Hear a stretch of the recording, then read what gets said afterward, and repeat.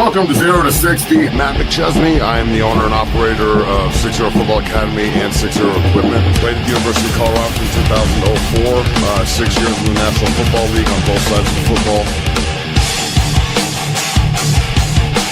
That was his dream to play for Colorado. And McChesney grew up in Colorado, always wanted to be a Buffalo, has had a great career.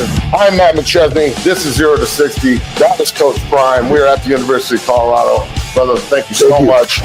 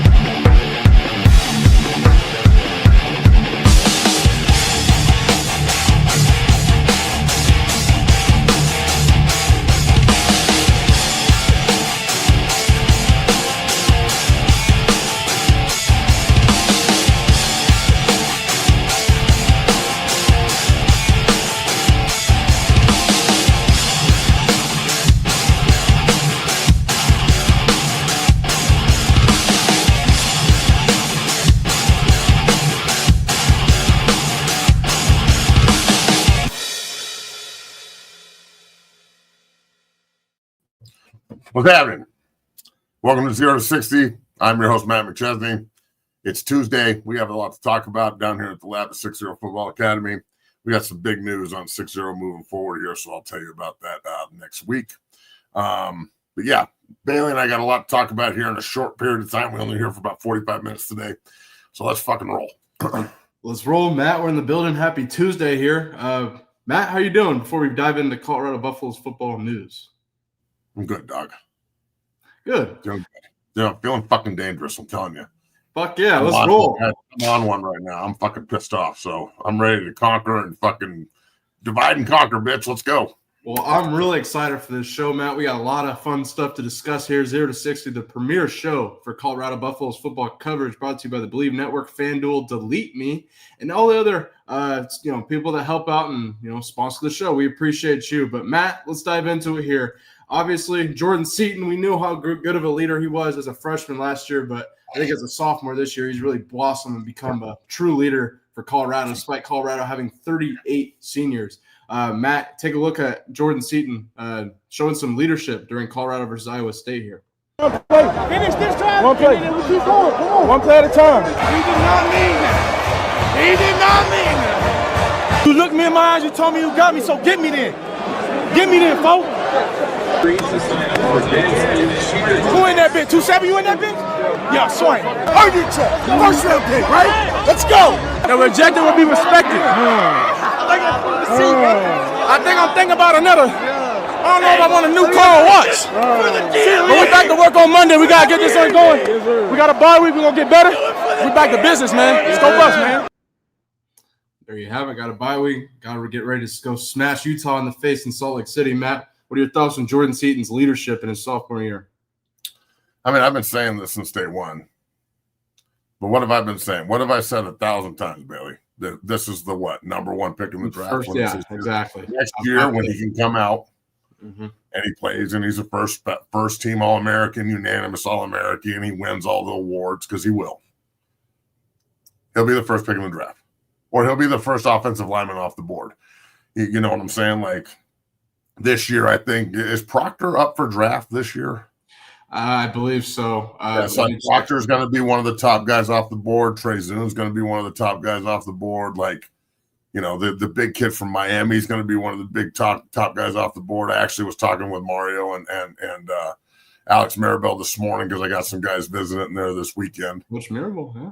Yeah, he's the shit, bro. I mean, he's like this fucking big, but it doesn't matter. He's the best offensive coach in the fucking country, other than being Oh, so, I look at Jordan Seaton here and I see those guys.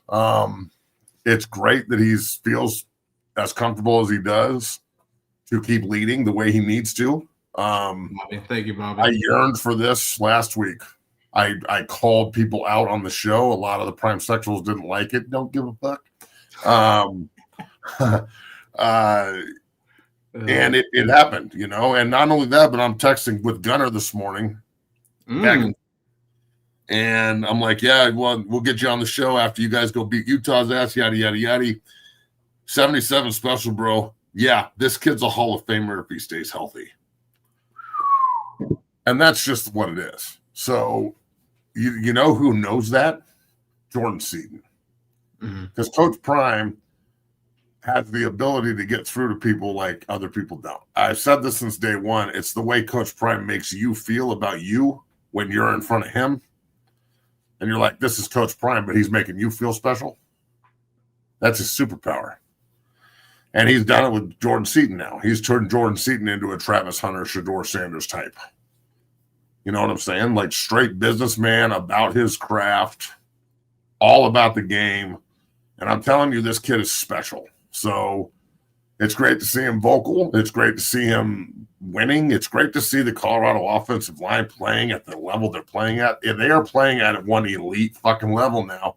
And it's the reason I'm going to be brash when I say this, and I know people will call me a homer. And I am a homer. You see this hat right here? Okay. I got this hat when I was like 9. It says 190 on it. See you in Miami. That's how much of a homer I am, homeboy. So I'm going to say this, and I know people think I'm crazy, but I don't think they're going to lose again. Damn.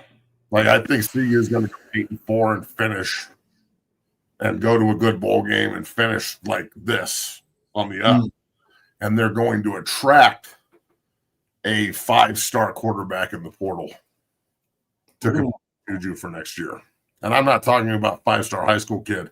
I'm talking about experienced 5-star starter in the portal. Like Oklahoma got a John Mateer. I think that they learned their lesson. So although Salter has been playing great in the last game, if they had competent quarterback play all year in the system that they're running with the weapons that they have and the offensive line play the way it is, they would have one loss. So I really think that this team is pretty fucking good because they built the trench. It took 3 years, but damn it, they did it.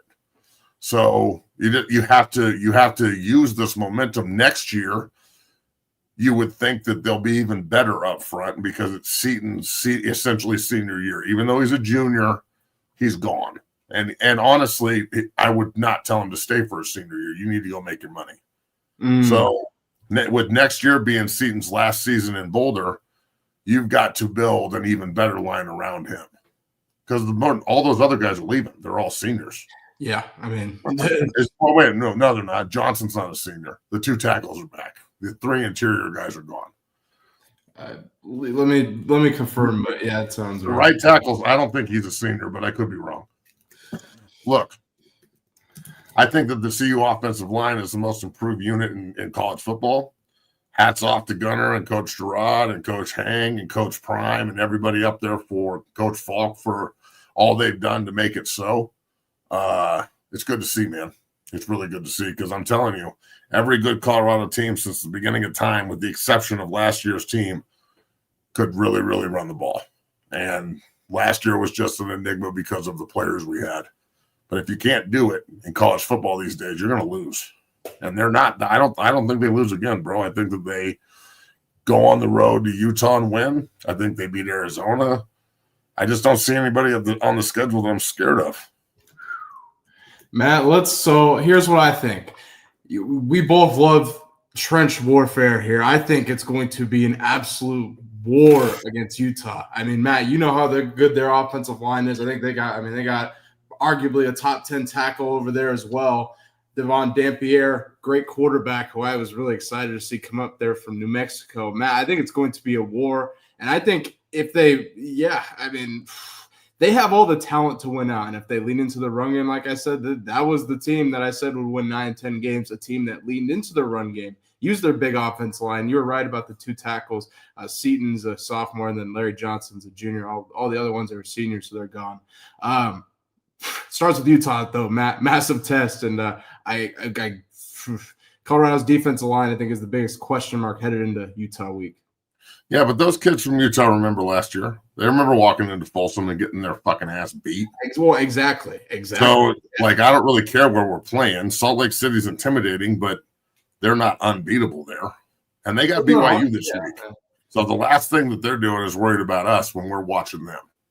So you got 2 weeks to prepare for Utah. And Livingston being a professional defensive coordinator, I would imagine he's going to make life a living hell on Utah's offense. If Texas Tech could do it at Salt Lake, CU can do it in Salt Lake. So, Utah's got BYU this weekend, and then they got Cincinnati right after CU. So they got a hard road in front of them to see if they can pull out of that slide. And, CU wins this game, they get to 4-4. You got Arizona at home. That's a fucking win. Well, they're a good team, but CU should dominate that team at home. And then what? You go on the road to West Virginia, you host Arizona State, and you go on the road to Kansas State. The West Virginia game scares me, but me too. I think if they're on a roll and they're 5-4 and just pulled out of this hole, I think that they'll be hyper-focused to get bowl eligible in that game. And then you got the defending conference champs who are a little down coming into Boulder for senior day. I think CU can absolutely win that game. Great game. Especially if it's 5 degrees outside, which I pray to God it is. And then, you go to K-State, you go to Manhattan for maybe, some seeding there in the Big 12. So can they win the conference? No, we're fucked there, but they can finish 8-4 and be damn respectable and really, really build towards next year, which I think they do. I don't think they lose again, bro. I said it once, I'll say it again. I really don't think they do. There's a lot on line for CU, and it starts October 25th against Utah. Matt, can't wait to preview it. We'll really dive into Colorado versus Utah preview here on Friday, here on 0 to 60. But, Matt, you mentioned Gunnar White. Gunnar White gave a passionate and an inspirational speech to Colorado before their win versus Iowa State. I want to show it and get your reaction and your thoughts on Gunnar White's job so far this season. Take a listen. For right now, Jeezy said it best at the beginning of the week. Do you want to be 3-4 or do you want to be 2-5? 3-4, right? Hey, we got an old saying in the O-line room. Either you're going to make money off of them or they're going to make money off of you. Yeah. So you want it more than them, so go fucking take it. Woo! Damn, Gun, get them. Damn. Fucking Big Sexy's in there fucking spitting fucking fire, dude. So look, this mixture is working. Mm-hmm. It's working. The guys are responding to the coaching's responding to the guys, the system's responding to the talent. It's awesome. It's fucking awesome because I'm telling you, bro, when you're in an offensive line room and you're not good, the whole team does this. Mm-hmm. Why do you suck? You're the reason we suck. Mm-hmm. You're the reason. That's what they've been hearing in Boulder. That's what they've been hearing in Boulder for fucking years. The offensive line's soft. They suck. They can never run the football. Blah, blah, blah, blah. Wish we could go back to the old days. And I'm one of the biggest corporates. And this is how you shut motherfuckers up. So, zip. Fucking, let's go. Run the ball 40 times again next fucking week in Salt Lake, too. Run it 50 times. Yeah, seriously. Right behind 77 and 71 with a big middle finger extended at everybody else. This is Coach Prime's new team. We're going to line up and hit you in the fucking mouth. You think we're soft? We're going to hit you in the fucking mouth, and then every now and then we're going to go over the top to our first-round receiver. By the way, number 4, that's a bad motherfucker right there. That is a bad man. God damn. 4 is a fucking animal. Holy shit. That kid can fucking play, dog. Bright future ahead from Marion. Let me ask, let's go back to Gunnar White. I also just want to ask you in general, I think Colorado's offensive line's vastly improved with who they've brought in, but also 3 new offensive line coaches coaches in new positions for CU. Matt, can you kind of discuss Coach Gerard, Coach Hageman, and then Coach Gunnar White's impact on the offensive line this season? Your thoughts on it from your perspective? I mean, you just talked to Gunnar. Well, I mean, it's pretty self-explanatory. They're doing a great job, just all 3 of them, with the different aspects of coaching that room. Mm-hmm. I think if I had to guess, I think Hague would be the guy that kind of manages the personalities and gets them ready to go on game day. Dre's up in the box, and he's using his NFL eyes to figure out what we can attack and what we can't as he continues to mature as an offensive line coach. Mm-hmm. Gunnar's been with Prime forever. The kids love him, and he's obviously he's tuned into what they need and what they want to hear. So it's the perfect combination. Perfect. They're doing a great job. So this should attract an even better crop of players to put around Jordan Seaton. If you're like when Jordan said when he came here as a freshman, if you're a dog, why don't you come to CU? Well, now he's a fucking junior and he's going to be the first pick of the draft. You want to get drafted too? You can go play, and we need 2 first-round guards and a first-round center to put in between our 2 draft picks to tackle. And then next year's team will be, I think next year's team, in my personal opinion, if Coach Prime stays and everything is good, which I don't see why he wouldn't. He's too fucking tough to quit. I think you could be looking at a really, really big resurgence after 9-4, 8-4, like 12-0. And I know that I'm talking out of my ass right now, but bro, the way they're recruiting and the kids that they're flipping and the way that they're just viewed. And then I'm looking at the Big 12. The Big 12 is soft as fuck. I mean, let's be fucking real, dog. The Big 12 is soft as fuck. The Big 12 is not the Big 12 that I played in. Sure, yeah. That's the SEC. Come on. Like the Big 12 is about as soft as it gets. So sure. I feel like, if Texas Tech can muster up enough oil money to put a fucking dominant team on the field, we wiped the goddamn floor up with them last year, bro. Eventually people will start resonating back to whether or not you're being developed, and that's what CU does. They're just putting fucking NFL players in left and right. I think with Colorado, going back to their offensive line coaches and just the offensive line in general, it's going to be the determinant on their season here. Because Matt, they can go walk into Utah and they could revert back to the same habits they did Georgia Tech. They won't. I hope they don't. They won't. I don't see it. I think they learned their lesson. I think they were embarrassed. I think the coaching staff was embarrassed. I think the players were embarrassed.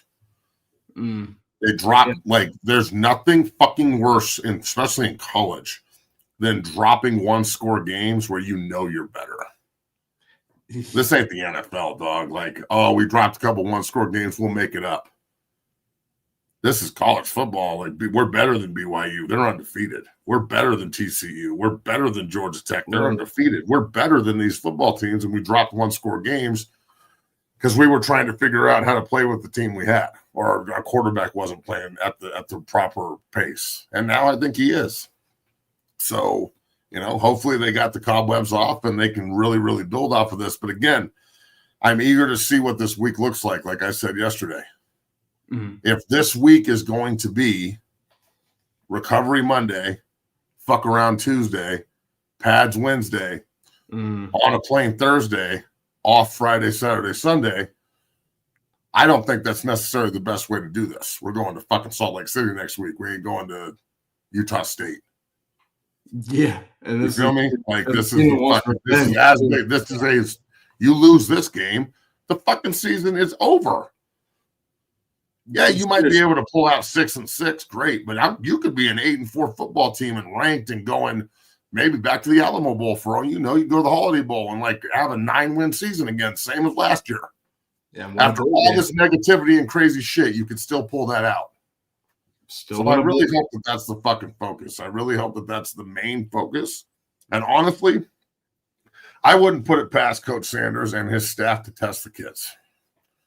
I wouldn't put it past them to say, we're going to give you guys 4 days off. And if the kids are like, yes, then you got a group full of fucking losers. Yeah. But I don't think they will. I think that group would say, no, we need to stay and work. We're trying to fucking change shit here. We don't like the way the season's going. I just think that's the kind of guys they got in the room. How does Colorado respond in the bye week, Matt? Let's hope they don't just use it as a free vacation here. Bro, I'll tell you, the worst bye. You've had some bad bye weeks. I know that. Yes. Bye weeks are either incredibly awesome because you're winning and you get your work done, you get to have a little time off. Sure. Or they are hell on earth. Okay. My redshirt junior year in 2003, we were way better than we were in 2004, but we just underachieved. We had a bad defense. We couldn't cover anybody. We went from a traditional defense, 2 high safety to a single high, and we were the dead last in passing defense. We went to Baylor. They were dog shit at this point. And we lost our opening conference game to Baylor that year. And we had a bye week right afterwards. And it was, it was like a fucking gladiator school. It was bull in the ring and Oklahoma drill and people getting knocked the fuck out left and right. My boy Alex Lagon, who wore number 51, he played defensive end there for a long time. He's a cop now in Aurora. He's fucking, they're fighting and doing one-on-one drills, and his helmet's come off. And Coach Wilson just looks at him and goes, "Fucking attack!" And he turns around and runs head first into the dude with no helmet and goes straight to sleep. we're like, good Lord. Attack! Yeah. Yeah. Guys just dropping left and right, getting hurt and shit. Like, I'm not saying we need to go down that road. I just want us to prepare for Utah correctly. You know what I'm saying? We don't need to have a Gary Barnett 3 a day. By the way, until you've had a 3-a-day practice, I don't want to hear shit about how hard football is. Well, I don't know how many 3-a-days they do anymore. Well, Matt, dog in 2000, Gary had us do 3-a-days all of training camp. Yeah. Like twice in the morning, afternoon off, and night for fucking 3 weeks straight. And by the time we got to the opening game of the season, we didn't have a football team. Everybody was in the training room. Makes sense. He just changed it up a little bit, and we won the conference title the next year. Fucking crazy, right? Shout out Coach Barnett. Let's dive into. We gotta just talk about the corn, Matt, and this is gonna get interesting. Cornhusker fans might not like this, but I'm interested to hear Matt's take on this. So, Penn State fired James Franklin after the loss to Northwestern. Now, a story came out from Front Office Sports saying James Franklin is required to look for another job in coaching or broadcasting, according to a copy of his Penn State contract. If Franklin's new job pays him less than the $8 million he's owed annually through 2031, Penn State only owes him the difference. Interesting. We'll start there. Interesting, note there about James Franklin. We'll see where he ends up. But Matt Rule. Matt, you're cool with Matt Rule. You guys do business. He's a big supporter of the 6-0 body bag. We'll have the commercial here. They recruit the shit out of it. They do a better job recruiting these kids in here than CU does. These are just facts. Matt Rule was asked about the Penn State opening, and he talked about how much Penn State means to him. Obviously he's an alum there, etc. Take a listen. Obviously, your alma mater fired its coach Sunday, and so your name logically becomes the candidate for that role. What would you like to say about not only Coach Franklin, but the opening there and your relationship to the AD there? Yeah, well, I love Penn State. Met my wife there. It's my alma mater. Fan since I was born. I think probably had a Penn State shirt when I was born. I love Pat Kraft. And really sad to see Coach Franklin go. When you think about what he did for my alma mater, the program was in peril, right? I mean, the players, if people remember, like the historic sanctions, you could transfer out, you could do whatever you want. Bill O'Brien comes in, stabilizes it for 2 years. We remember. From Jerry Sandusky fucking children? Yes, we remember that part. Please continue. Okay, so I just got to ask you, Matt, before, yes. So the first part, that was pretty... Bro, if I'm the head coach at Oklahoma State and CU opens and they say, "What do you think?" I'm gonna say what I feel. Dude, look, do I think he should leave Nebraska for Penn State? Fuck yeah, he should. That's his alma mater. He fucking was a captain there. Yeah. I mean, what? Yeah. Do I think it's going to happen? No, I don't. I think that Matt will stay at Nebraska. And I think You think if they offer him a job, he'll stay at Nebraska? I don't think he'll leave. I think the expectation at Penn State is not at the same level. You're not going to get the same kind of support.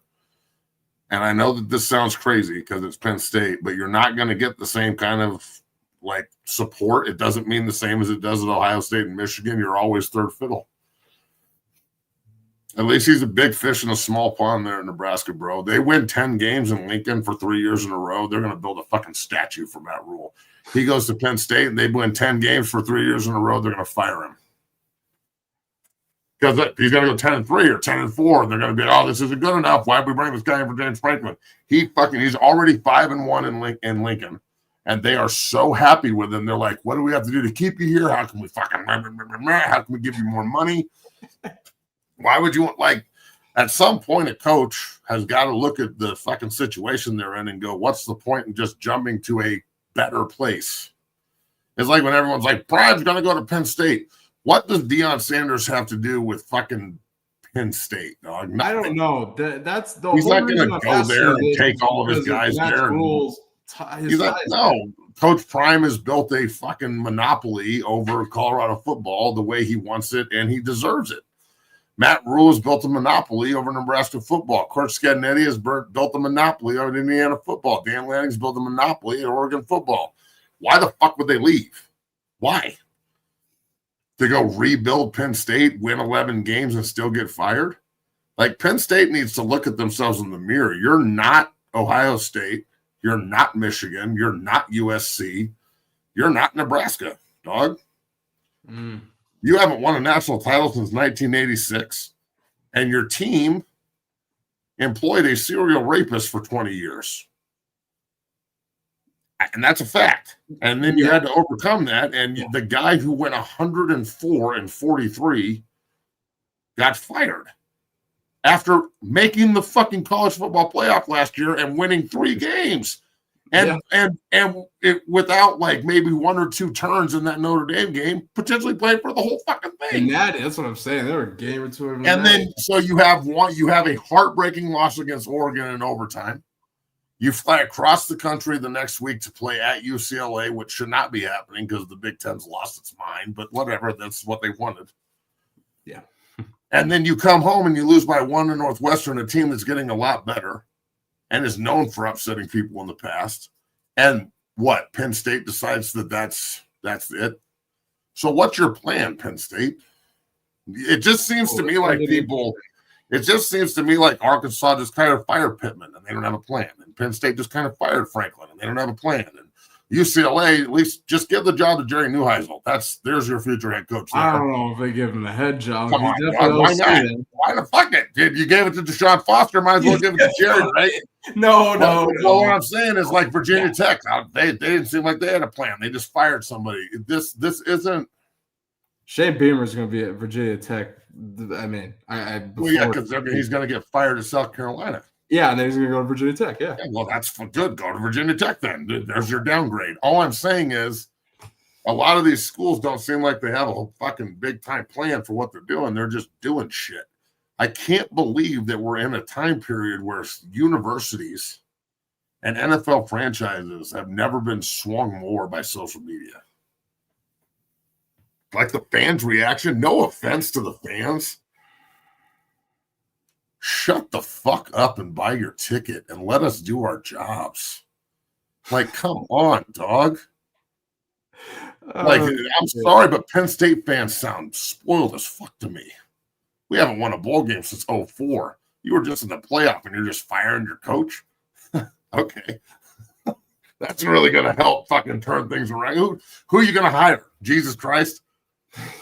The other thing is, who the fuck wants to go to Penn? Who would want to go to Penn State now? Exactly. The expectations, if you don't go undefeated, you're getting fired. Yeah, and we talked about whether it was a top 5 or top 10 job yesterday, Matt, and it's just who does want to go there? I'm already seeing things for Marcus Freeman, how they're going to really try to land a big name, potentially Marcus Freeman. I don't think Marcus Freeman leaves, personally. Why would Marcus Freeman leave Notre Dame? I just don't see it at all. And then Sheldon Day was on JB show this morning, who played at Notre Dame, and he's like, Notre Dame's just going to write a blank check to Freeman based on whatever. You know what Penn State should do? And I know that this will never happen, but Penn State should just hire John Gruden and shut the fuck up.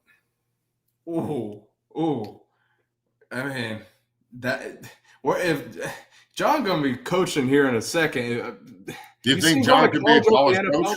I think he could be a college coach. He's obviously a veteran NFL coach.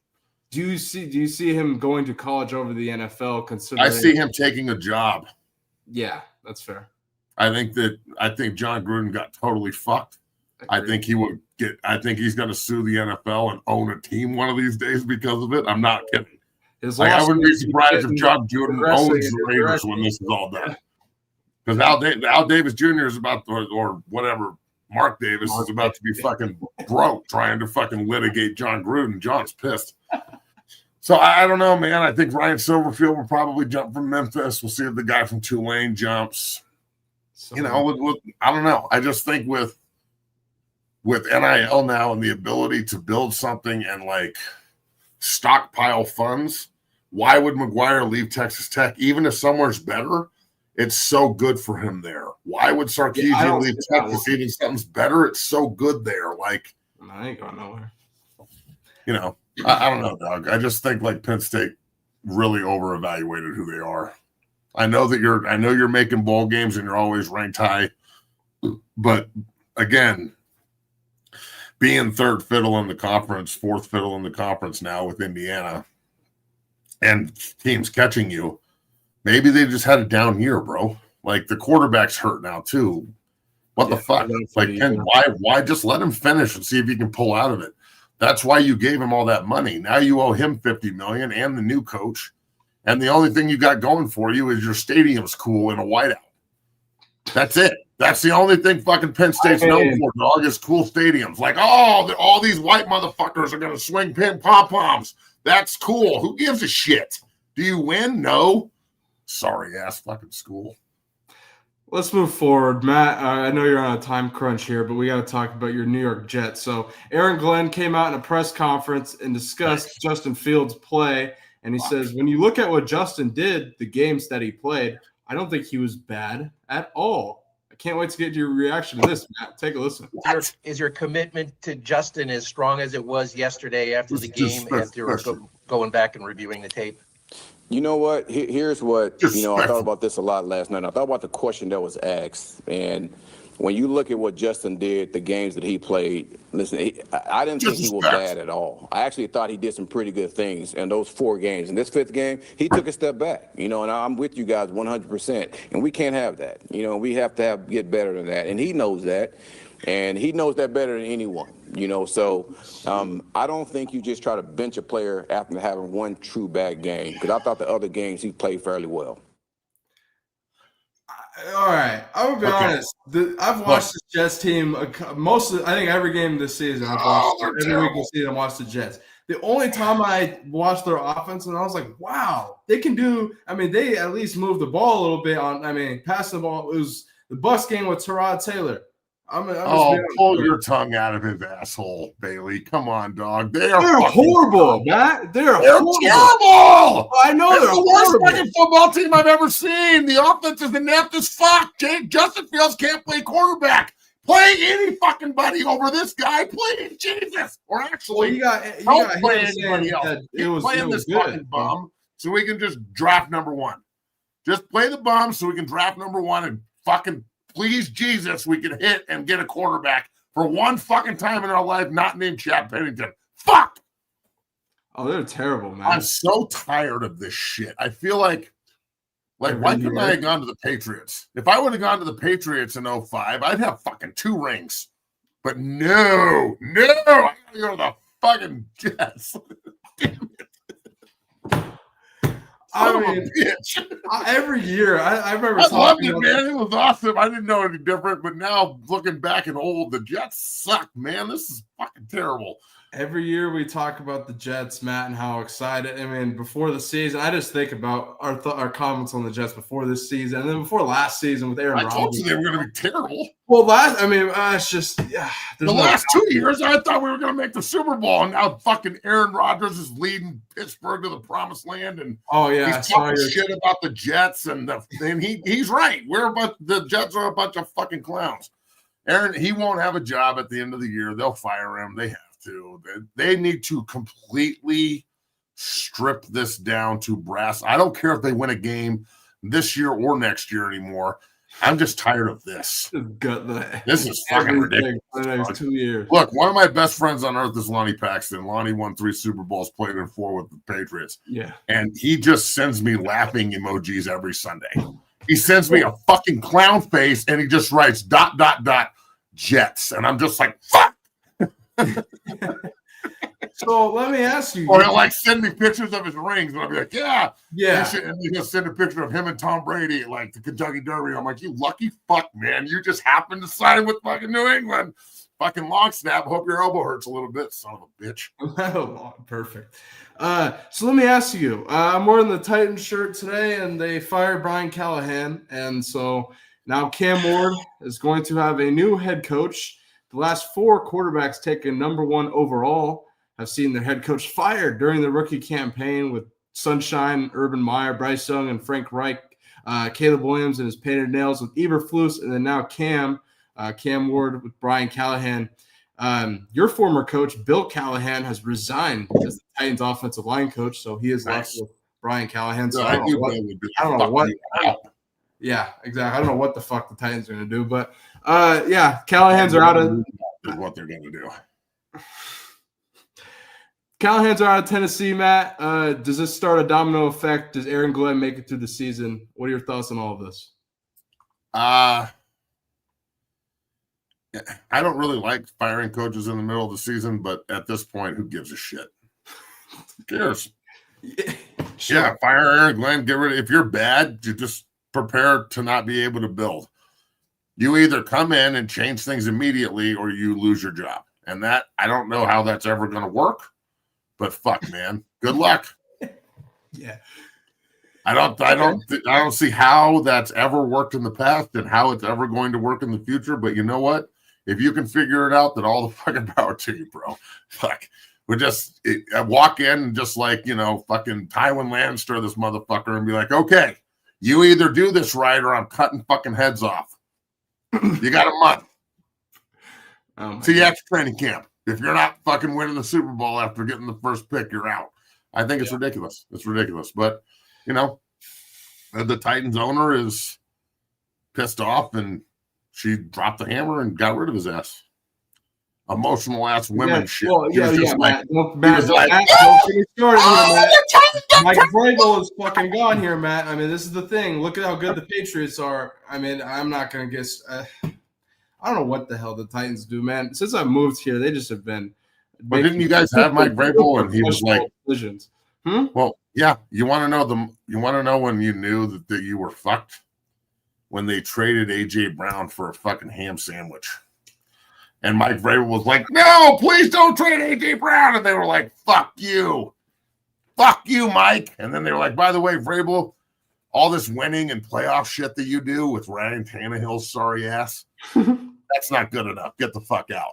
And now he's got as many wins in 1 year as Callahan had in 2. Yeah. That is true. Literally. That is fact. But this is what you get. You have to remember, you guys aren't really the Tennessee Titans. You're the fucking Bud McNair Houston Oilers. Yeah, whatever. All right. So, Matt, I grew up in Seattle. The Titans. They're the Oilers.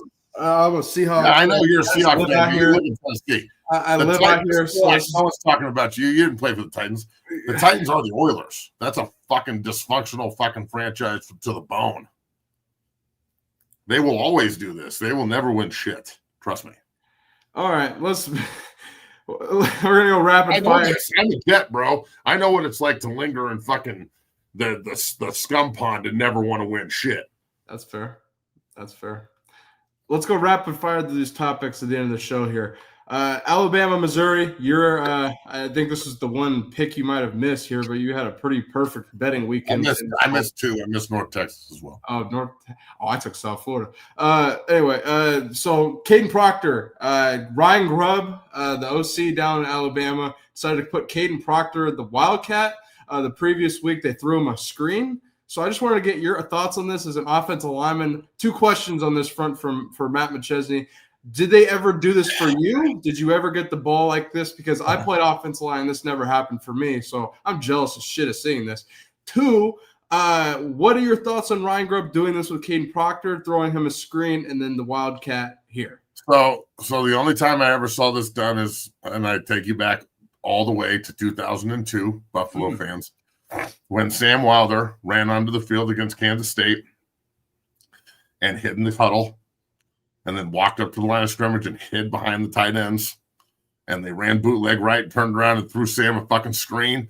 And his big D-line ass caught it. And he was like, fuck. And he turned up the field and he was like running like a motherfucker. And then he decided to just jump. And he just jumps out of fucking nowhere, bro. He jumps out of fucking nowhere. He just like leaps right when he gets to the fucking first down line. And the K-State linebacker's like, just go rush. Fucking destroys his ass, bro. I guarantee you can find it on YouTube. Oh, shit. Let's see. Sam Wilder catch, Kansas State 0-2 in Folsom. Like Bloom ran by Terrence Newman a couple of times. Chris Brown had like an 80-yard touchdown run. It was a great game. We won 35-31. But I think it was Josh Bullocks or something like that for Kansas State that hit him. And bro, Sam jumps and he just fucking lays his ass out. That was the last time we ever did that shit. So no, they never decided to throw me the ball. The only time I ever got the ball, I fell over. Fuck. I think it's going to take a lot of fun, but we can show it on Thursday. I don't see this. Proctor's a left tackle, dog. I don't want some safety diving at his fucking knee when his big ass is running into the goddamn end zone. This seems like this is some gimmicky ass Alabama bullshit. I don't know what DeBoer's doing, but lose your fucking first round tackle running this wildcat shit. What's it, Ryan Grubb, the OC down there for doing this shit. They threw him a screen. This is dumb as fuck. This is dumb as fuck. I'm excited. This is dumb as fuck. Anybody that wants to see Jordan Seaton do this, you're a fucking idiot. You're a fucking idiot. Gerard and Hangman and fucking Gunnar are not going to go for this. They walk in and Pat's like, we're going to put Jordan Seaton at fucking tailback and run Wildcat. No. Pat Shermer, don't give me ideas. Nope. No. Let me make this clear. I am a fan of Ryan Grubb doing this for Caden Proctor. Shermer, no, please do not get this idea for Jordan Seaton. He does not need him the ball. If anything, just keep pulling him and having him lead block for Michael Welch like he did last week. But Caden Proctor, this is funny as shit. I'm sending you this right now, Bailey. I found it already. I don't know how you did it. Send it to me. It's because because I can find shit. I'm like Sherlock Holmes. So I want everybody to watch my boy Sam Wilder eat shit, and then we're going to do a vert, and I'm going to send it to him just to make fun of his big ass. But yeah, that was the last time we ever did some tricky shit like this. Watch this, bro. Watch my boy Sam try and think he's an athlete. We have been busting his balls about this for 20 fucking years. Oh, shit. Let's see if I can. He could easily, you'll see in the clip, he could easily turn up the sideline. He probably scores. No, he turns back in and jumps. Yep, it's over. I can't wait to see this shit. I haven't seen it in such a long time. Here we go. Nice. You're really good at this shit. I can just send you something and bam, we're fucking rolling. Yeah, except it's downloading slower than I would want. So we're gonna have to wait a minute. In the meantime, while we wait for this to download, Matt, so we talked about the Buffalo running out yesterday and how you wanted the team to be right off the ass of the Buffalo. So yes. I got this angle right here. I want to go ahead and just have you break this down. Where would you want the team in relation to the Buffalo's ass? Okay, so here's how it went down. Yeah, right there. No, that's a flag. No, those are two codes. That's not fucking running behind a Buffalo. That's running out after a Buffalo. So you want them right when they break the pad, you follow right now. That's when we take off. I got you. And then the flags can follow us. But it's not two coaches lumber out and then Bucky and then everybody else. That shit kills me. Shout out to Bucky. Oh, shit. Just cracked it in the Bucky. Yeah. Oh, shit. It cracked me up. Oh, man. But just got to get that angle. It seems since the Buffalo started running for Colorado this season, Ralphie the 7th, they've played a lot better. Yeah, weird. When we don't have a DEI fucking Buffalo running, we look pretty good. You mentioned yesterday you think they've already made Buffalo burgers out of the last I round. guarantee you they put that little bitch out to pass. She probably got eaten by coyotes already, bro. There's no way that little fucker lived. All right, let's see here. Give me 5 more seconds here. We'll go ahead. I can't wait to discuss. We didn't discuss this yesterday, Matt, but I have to discuss Angel Reese with you. I can't believe we're about to talk WNBA. Mason's convention? Yeah, she's nice. She's got a new hobby. I think she's going to retire from the WNBA. We're going to take all these bricks and build a shelter for the homeless so your mother can move out of my basement. I think she's going to retire for the WNBA. What's she going to start an OnlyFans page and start sucking dicks? Holy shit. Why isn't this downloading? No. All right, you know what? React to it now. Matt, Angel Reese set to make history as the first professional athlete to strut the Victoria's Secret fashion show runway. I thought she didn't want to be sexualized. Exactly. Well, this looks pretty fucking sexualized. No, she's bad. I mean, no one's saying she doesn't look good. She just can't rebound or shoot or play. Rebound or shoot or play. She sucks. She's terrible. I mean, but I'm not a huge women's basketball fan, so I don't know. She could be Michael fucking Jordan for all I know. Who gives a shit? I mean, I think it's extremely ironic. Don't sexualize me. You know who's doing this next year? Caleb Williams. So let's go back to Caden Proctor here, Matt. We discussed Ryan Grubb, the OC down at Bama, putting him in the Wildcat, also throwing him a screen last week. No doubt. Now, your former teammate, Sam Wilder here. Here's a clip of him. This is the last time Steve ever did this shit. Colorado, Kansas State, 2002.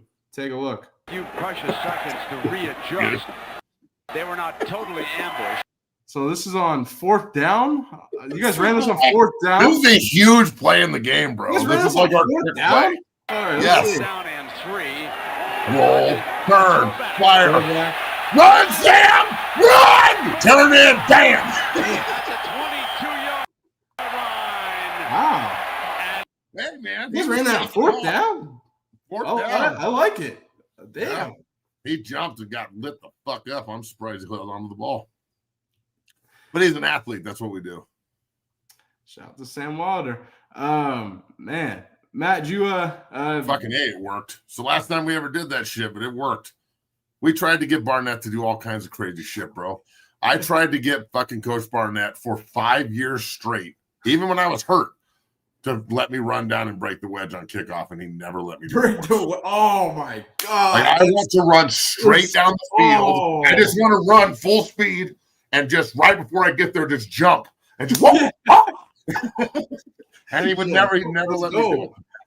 And then I got to the league, and I got to set the wedge. Bro, it's the most fun I've ever had in my life, I think. Literally just placing. We showed a clip of you doing that. God, maybe a year. Like it was right when we started the show. Like maybe the one against the Bears where I fucking suplexed old. I think it was one. I think you were on the Broncos. I think is when you did it or something. Yeah, and then I got called for holding, and you can hear me on the broadcast when fucking what was the dude with the muscles? The ref. Oh, was it? It wasn't hockey league. It was. That's hockey league. Yeah. So hockey league. Okay. He's like holding number 16. I'm like, that's fucking bullshit, head. Oh shit. Oh man, Matt. Before we get out of here, I know you got to run. Did you bet last night? Here, my pick of the day: Falcons 4.5, easy cash. Shout out to Michael Penix. Show is brought to you by FanDuel. Yeah, the Redskins really fucked me.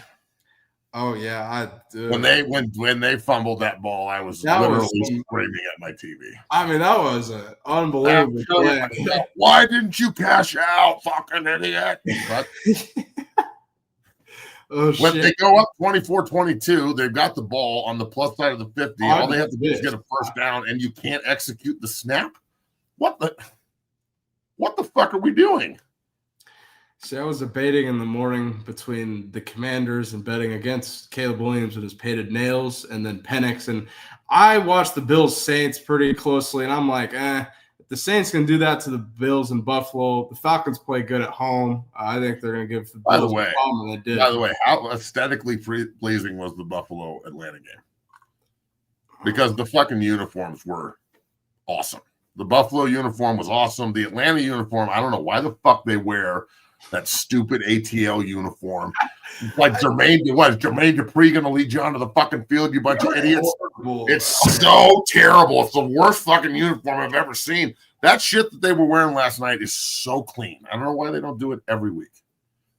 I swear to God, the NFL, sometimes they act like the Cleveland Browns. Did Atlanta come out with any of the chat? Let me know. Did Atlanta do the rival jersey that I see all these new teams are doing? Because I want to see if Atlanta did the all blacks. Remember they're all blacks with the gray pants back in the day, bro. Those were sick. Well, yeah. Now they fucked it up, Matt. We talked about. I know they fucked it up. I know. I'm aware.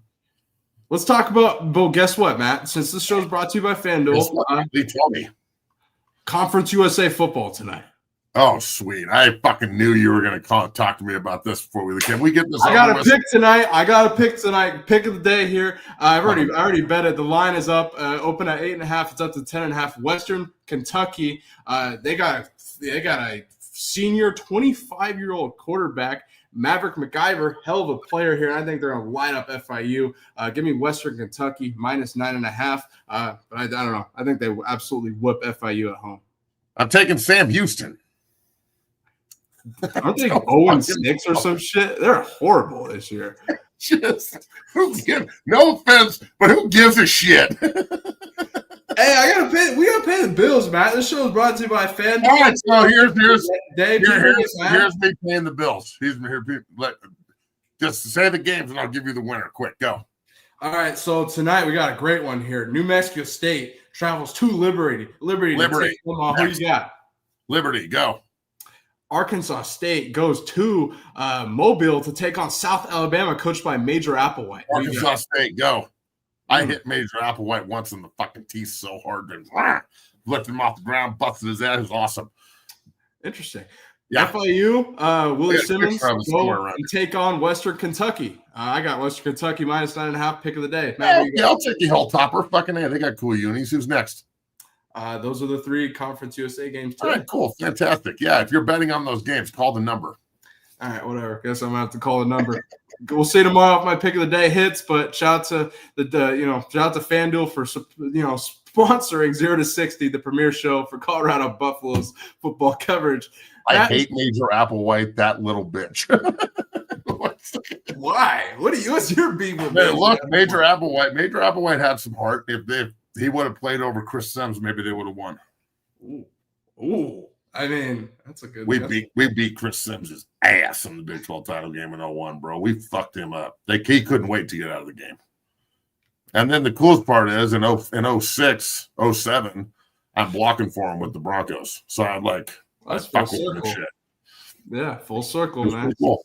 Yeah. We're from sacking you to blocking for you. I'm a really good D lineman. All right, I gotta go, bro. All right, good show here. Pound the like button, subscribe, become a member. The Dungeon family here at 0 to 6 will be back on Thursday. Free Coach McChesney shirts are live on 60strength.com. Go get you one. And we'll be back here on Thursday here on 0 to 60 at 2 p.m. Eastern, 12 p.m. Mountain. 0 to 60 premier show for Colorado Buffalo's football coverage. Matt, any closing thoughts before we get out of here? No. Have a good day. Have a great day. See you guys on Thursday. Peace. Peace.